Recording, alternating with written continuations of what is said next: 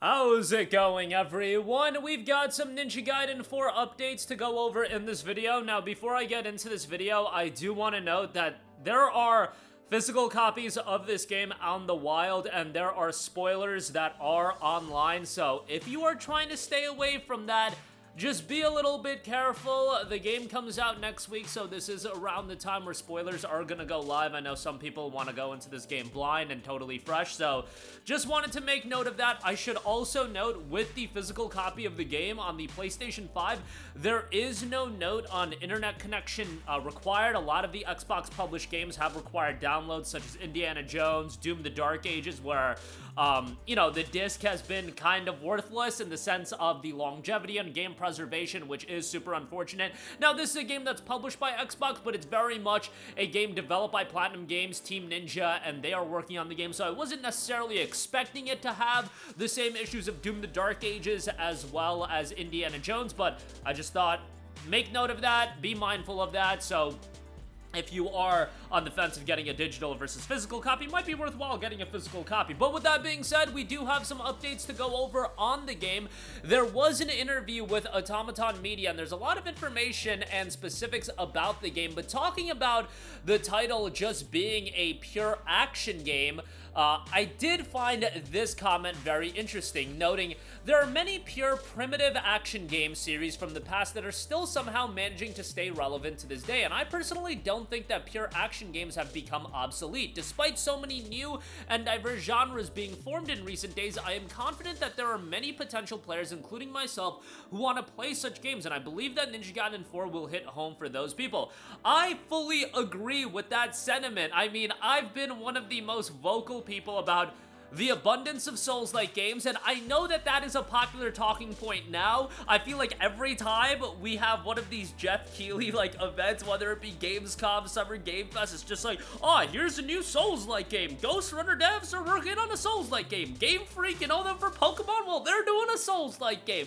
It's just like Souls-like game after Souls-like game, and a lot of Metroidvanias as well, and I do feel like the abundance of those character-driven action games is starting to fade a little bit. However, I do think there's an appetite for them. What I do question sometimes is there an appetite for the Ninja Gaiden 4s, the Onimusha Way of the Swords at $70? That is something I am very curious to see. Well, Ninja Gaiden 4 is gonna be available on Xbox Game Pass, and what we've noticed over the last couple of years is that $70 price tag, people are beginning to be more and more selective than ever before with what games they buy. Yes, there are absolutely games that can get away with a $70 price tag. Big games that can get away with a $70 price tag, but I do think people are being more selective than ever before on what games they buy at $70. And there are games that you can view at them as doing well, but is it the publisher that views them as doing well? And Ninja Gaiden 4 is a super interesting game in the sense that how do you really assess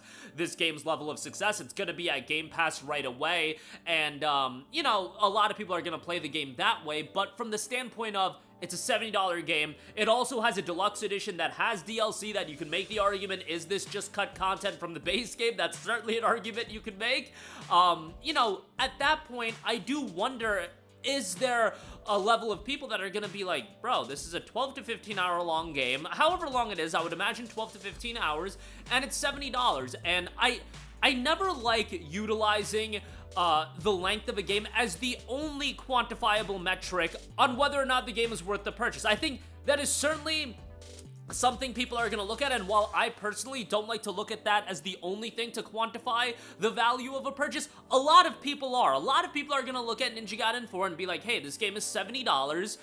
Look at what just came out. Ghost of Yote just came out at $70, and that game gives you X amount of hours of content. And the reality is, Ninja Gaiden can't be a game that's gonna give you 70 hours of content. It's just not designed to be that, but people are gonna be like, hey, if it's not designed to be that, should it be $70? And we can go back and forth on that argument all day long. I think games like this need to exist, and I think there's an audience of people that they are getting older. They don't have 80 hours every time out to spend on a game, and sometimes a game being shorter but all killer, no filler, that's gonna be right up their alley, and I think that's what Ninja Gaiden 4 is gonna offer. Now, are there enough people out there that will justify creating games like this, that'll justify creating the Ninja Gaiden 4s, that'll justify creating the Onimusha Way of the Swords. We're gonna find that out. We are truly going to find that out, because I think Ninja Gaiden and Onimusha next year are going to be two games that are going to be viewed under a bit of a microscope, in the sense of big budget, $70 games, but games that,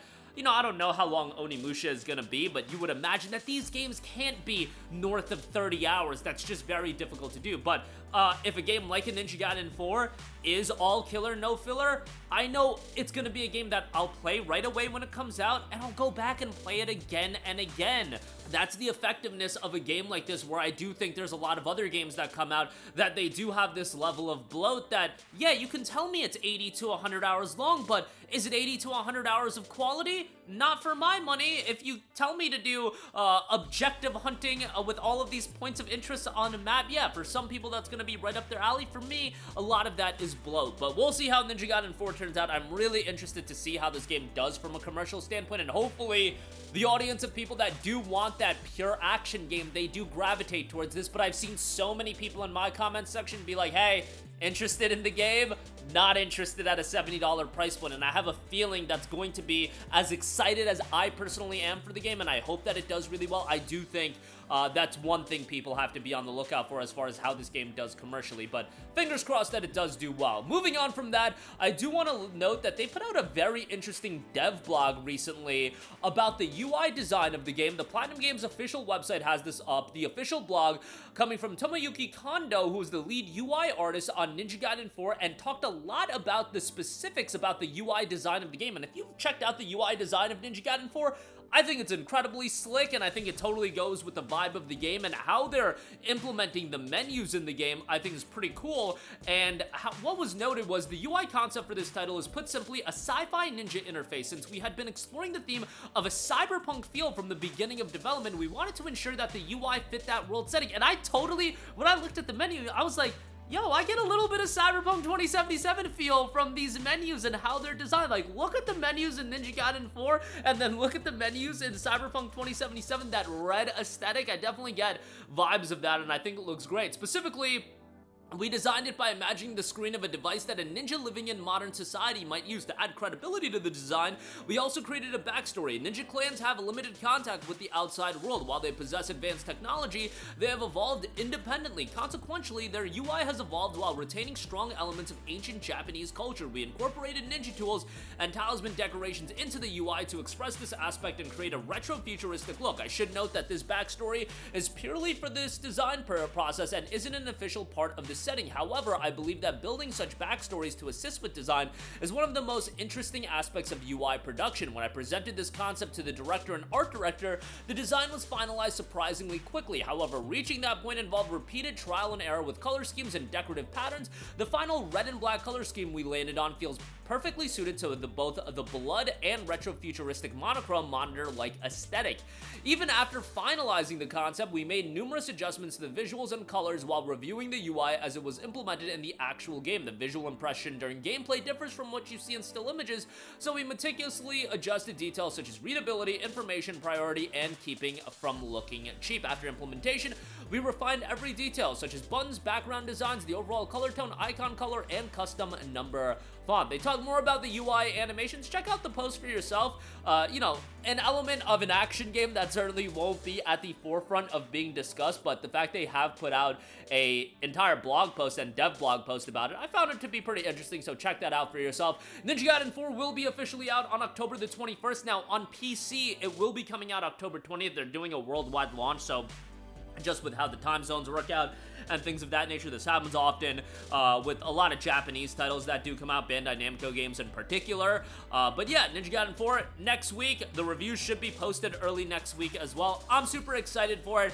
Again, I know I may have got on a bit of a tangent about the price point, but it's certainly something that people are gonna have to look at. And whether, I think one of the big reasons the Souls-like games and the genre has popped off is because you do have that game length element within the Souls-like games when you do have these challenging games, these super challenging games where people are gonna fight these boss battles over and over again.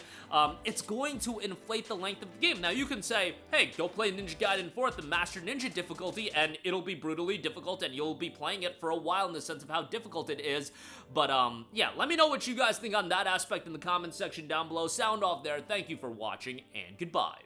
Hey guys, we hope you enjoyed the video, and if you did, make sure to hit the subscribe button, and if you're already subscribed, do us a favor and hit the bell icon. This way you'll be notified whenever we post a new video. That's the best way to keep up with all of our uploads, and we usually try to upload 2 videos a day. And with the bell icon hit, you'll be notified whenever we do upload a video. As always, thanks for watching.